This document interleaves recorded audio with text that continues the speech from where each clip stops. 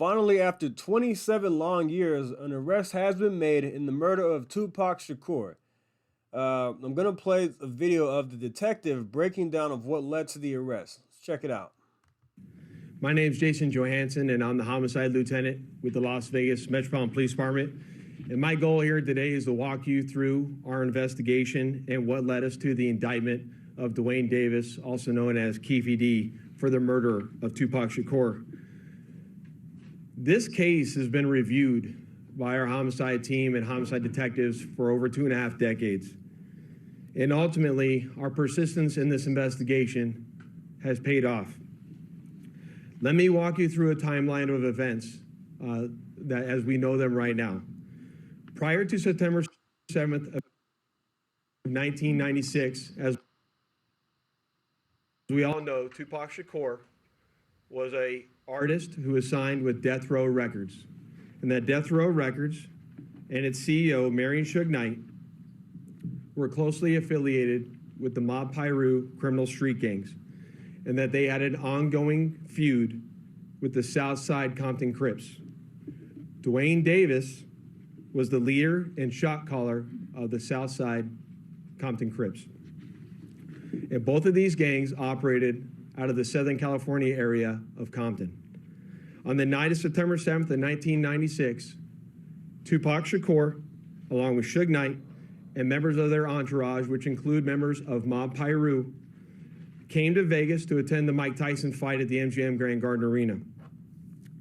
Members of the Southside Compton Crips, which included Dwayne Davis, along with his nephew Orlando Anderson, were also in attendance at the same event.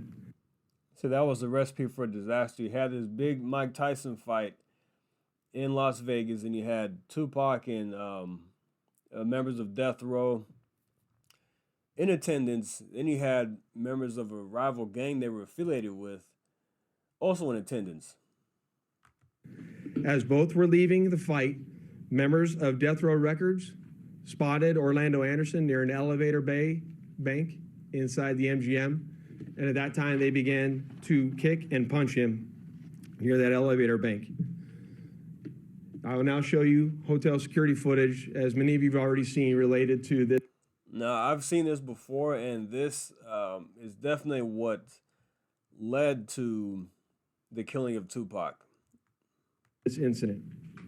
And on this incident, you will see Tupac Shakur, who's wearing a shiny satiny shirt, along with Marion Suge Knight, who's a large man in a brown suit, punching and kicking Orlando Anderson. Following this incident, you'll see hotel security intervene, and then they will leave the area of the fight.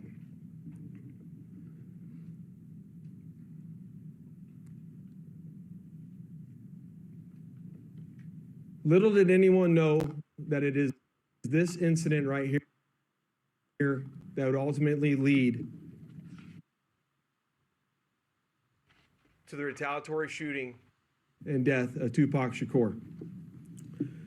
Following this incident, now, I'm going to have to stop it because of copyright issues, and I'm going to have to talk in between this. But Tupac got involved with things that he should not have.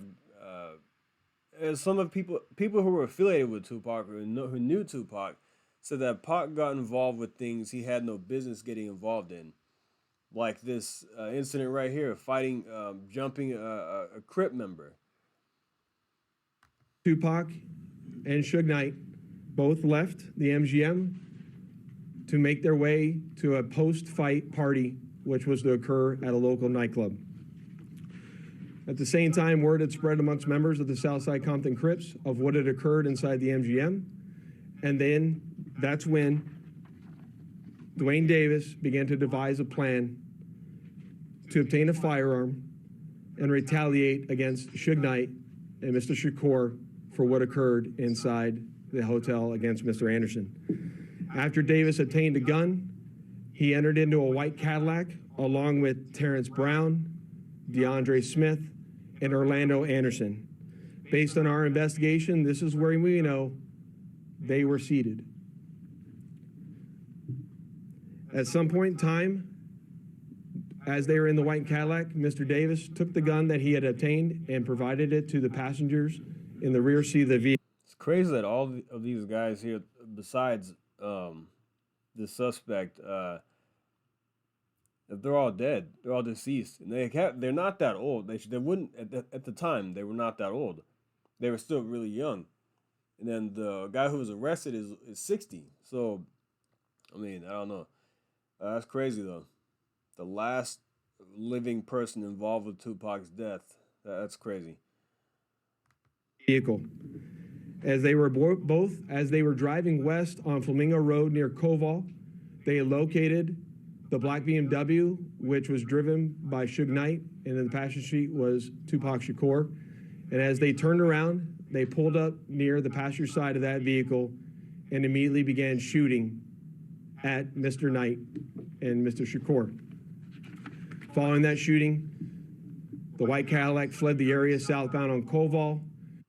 It's not just a sofa. It's Benchmade by Bassett. These ads play through.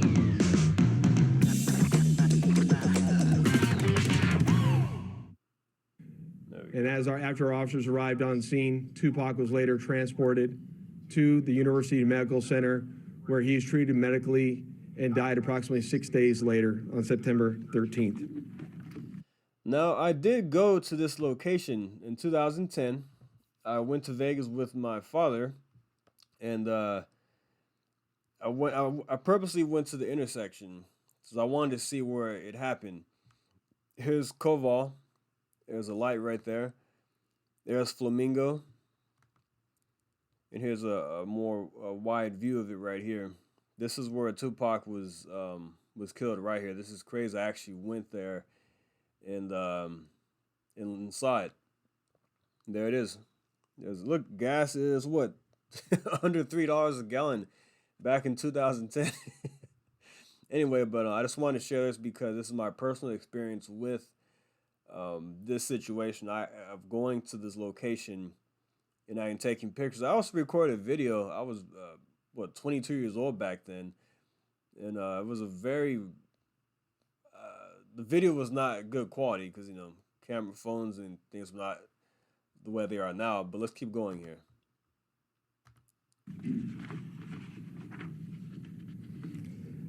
My homicide section handled this investigation from its onset and for a short amount of time.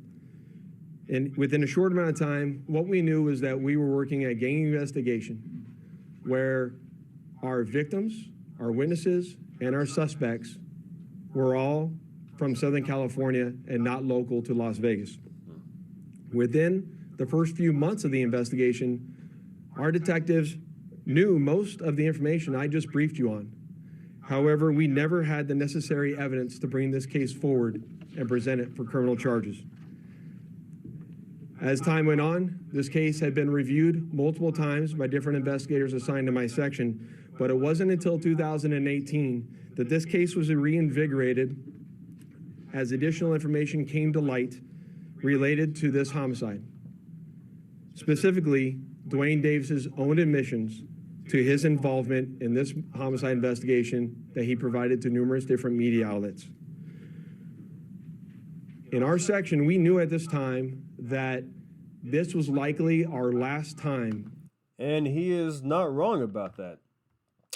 Here's an interview, a very important interview in this case where Mr. Davis basically talks about his involvement in the killing of Tupac Shakur. We're going to play a small portion of this right here. Let's check it out. Well, in the book, you said that as you're driving up towards the BMW, with Suge driving and Tupac in the passenger seat, and you said that Tupac pulled out a gun. It looked like he was reaching, yeah. Yeah, it did. Okay. Yeah. Did you actually see a gun? No, shit. Once he got to reaching, I got to ducking. So someone from your car. That's what happened. I don't know if you can hear him, but once he got to reaching, I got to ducking is what he said. Started shooting at Tupac and Suge. Lane starts blasting. You say Suge looks over, he sees you. He looks right at you. Yeah, he looked at me. Okay. When he looks over at you, And then, Tupac's busy getting shot. Evidently, the story is Tupac's trying to either get out of In the the way. back seat or something. Yeah, what do you see happening inside of their Jumping car? in. I seen a bullet going Suge's head. I thought he was dead. So Orlando shot him across Dre? He leaned over on the window. We rolled down the window, popped. Who was it? They would drove on my side. I would have popped them. You know what I'm saying? But they was on the other side. Right. I'm not gonna go into details on that one. Keep the streets on me. I ain't gonna go into detail on that. Well, I'm going to go ahead and read from the book. Well, So let them buy the book then. Okay, well, I'm just going to read this passage. The shit was on. Tupac made an erratic move and began to reach down beneath his seat. It was the first and only time in my life that I could relate to the police command, keep your hands where I could see them. Instead, Pac pulled out a strap, and that's when the fireworks started. One of my guys from the back seat grabbed the Glock and started busting back. The first shot skinned Suge in the head, and I thought that motherfucker was dead. I had heard some stories, supposedly that Suge used Tupac as a shield when the bullets started flying, but that's some bullshit. Suge was already wounded, and he was the one that got touched. As the rounds continued flying, I ducked down so I wouldn't get hit. Basically, yeah. There it is. This is what he's talking about at various media outlets. He's done a lot of interviews talking about what happened, but he admits right there, yeah, that's what happened. He was in the car and he was directly involved with the killing of Tupac Shakur. To take a run at this case, to successfully solve this case and bring forth a criminal charge. It was at that time that this case was assigned to Cliff Mogg, a detective within my homicide section. And over the last 5 years, my section worked closely, hand in hand with the Clark County District Attorney's Office and followed a systematic investigative plan over the last 5 years. We've conducted countless interviews and corroborated numerous facts that were not only consistent with the crime scene on the night of the incident, but also corroborated and were consistent with the sequence of events that night. This ultimately led to us procuring a search warrant which was executed at Mr. Davis's residence in Henderson, Nevada. And following the execution of that search warrant, in close coordination with the District Attorney's Office, this case was presented to the grand jury, which ultimately led to Davis being indicted on charges of murder. An arrest and indictment in the murder of legendary rapper Tupac Shakur. Really, investigators, they're going into stunning detail about how his murder was a retaliatory killing, that an investigation in which they knew soon after the murder of Tupac around September of 1996, the details of, but a case that went cold until 2018, and now one that is headed potentially for a conviction. They showed this surveillance video and they said this is a moment, this altercation, that ultimately led to that moment on September 7th, 1996 on the Las Vegas Strip, where someone pulled up, multiple people, in a white Cadillac, they believe, and shot into the passenger side of Tupac Shakur's vehicle, ultimately killing him. Days later, he died in a hospital. But I think people are in disbelief today. Fans of his music, people who knew him, his family as well. They've carried this hurt for so long.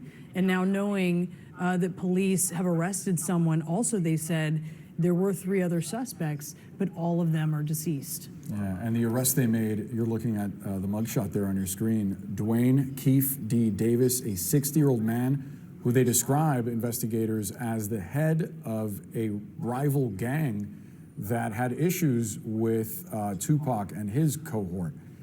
Let's discuss these latest details with CNN's Josh Campbell, and also with us, CNN legal analyst Joey Jackson. Josh, first to you. There was a lot of detail in what we just heard from investigators there, going over all the evidence that they collected. Absolutely. And, this is where the timeline of this murder comes into play here. So important. We know that after Tupac Shakur left a boxing match, it was a white Cadillac that pulled up alongside his vehicle. Shakur was in the car with Suge Knight whenever those shots rang out. Now, interestingly enough, Dwayne Davis, the suspect who has now been charged here, indicted in Nevada, he gave public statements. This is something that the officer alluded to there shortly, saying some of his own comments are being used here now as evidence, particularly if you look back, for example, in 1998. Davis gave an interview to BET saying he was inside that other car. He said he was in the front seat. He claimed that the shots actually rang out from the back seat. He refused to publicly name who else might be in that car, saying that that's the code of the street, that he didn't want to, run amiss, I guess, of any of his cohorts there in the gang. But there was this question about, okay, so you're there. What other role did you have? Interestingly, we also just heard as the prosecutor talked about the law here as it applies, he said you don't have to actually be the person to pull the trigger in order to be charged with murder in the state of Nevada. So we start to see these elements start to shape up. If he was in the vehicle as he claimed, and that actually plays into the law that you don't have to pull the trigger to also be charged with murder, police believe that he was, as they described, the shot caller here, the person who devised this plan to retaliate against Shakur and ultimately lead to this murder, guys. Well, there you have it. Keefe D, directly involved with the killing of hip-hop legend, and in some people's mind, the greatest of all time, is killing Tupac Shakur. If he handed off the weapon, he concocted this whole plan, then yes, he absolutely should be charged in this murder. Now, I am a fan of Tupac. I'm a big fan of Tupac. I have a few of his albums. I think that All Eyes on Me is one of the greatest hip hop albums of all time, and one of my personal favorites. Definitely my top 5 favorite hip hop album. Maybe my top 3. I think it was a fantastic album from start to finish, double disc. So many great, legendary or classic songs on that. I can go down. Look, I know you can play it. I know what number it is. Most songs in there. I know what number it and and maybe what disc it is. But he was fantastic. Now he did, excuse me, a lot of things that we should not have done, like getting involved in this fight. But this is a perfect example of just being associated with the wrong people can get you in trouble. Even if Tupac was not directly gangbanger or a member of the blood gang. I'm sorry, but getting involved, being involved with Suge Knight and getting involved with this altercation led to his demise. Now, he's been in a lot of movies and he's sold millions of records. He is a hip hop legend, and a lot of people, like I said, a lot of people think he is the greatest of all time. I think Nas personally is the GOAT, and Tupac is right there at the top, maybe second or third. But he was a fantastic storyteller. His legacy continues to live on throughout today, which shows the kind of impact his music had on people and his movies as well. But he did some great things, and he was a great influence, but he also did some things that he should not have done. Spitting at the camera and acting recklessly. And he changed once he got involved with Death Row. You saw a different Tupac once he got involved with Death Row. He started getting associated with the wrong people. His music changed a little bit. But he was still a phenomenal artist. And I think he was a good person at heart who made some bad decisions. I'm always going to be a fan of Tupac. And I remember when this happened, I was 8 years old in 3rd grade. And I remember people came to school saying, "Oh, Tupac, you hear about Tupac?" I thought his name was Two Pots back then. Two Pots, but Tupac is his name. I remember people talking about it. I was like, "Yeah, Tupac, he got shot, Tupac died, blah, blah." And I was like, "Who's Tupac?" I don't even know who that was at the time. As years went on, I got more involved and started listening to hip hop and rap music, and I knew more about him and the situation. I became very aware of it. And my favorite Tupac song of all time is "Late Night." I think it was from his Better Days album, but I could listen to that song all day long. It's my favorite song of all time. Check out Late Night by Tupac. His lyrics are phenomenal. His flow is just insane. The beat was crazy. I was featuring DJ Quick, but it's a great song. But I should recommend you check it out. Anyway, let me know what you think in the comments. Are you happy that this arrest was made? Did this guy talk too much? He wrote a book about this. I believe, according to the video, he wrote a book about it. He talked too much to media outlets. Maybe he thought he was, like the case didn't get picked back up until 2018 or something. I don't know. Maybe he thought it was done. It just wasn't going to be solved. But I don't know. He said Code of the Streets didn't let him to get into too much detail. But now I'm glad an arrest was made. And this is not some big conspiracy. I see people say, oh, don't let them distract you of what's really going on. They're trying to throw this story in our faces. I don't believe any of that. Not everything is a conspiracy theory. This is not some plan by the world, the people, whatever. World Economic Forums to distract us from or the Biden administration to distract us from what's really going on, what they're doing behind our backs, under our noses. No, this is not anything like that. This is a case that's been going on for 27 years. They finally made an arrest, and that's that. Nothing. It's not some big conspiracy theory. That's about it. All right, guys. Thanks for listening. Like and subscribe. I'll see you next time. Thank you. Take care.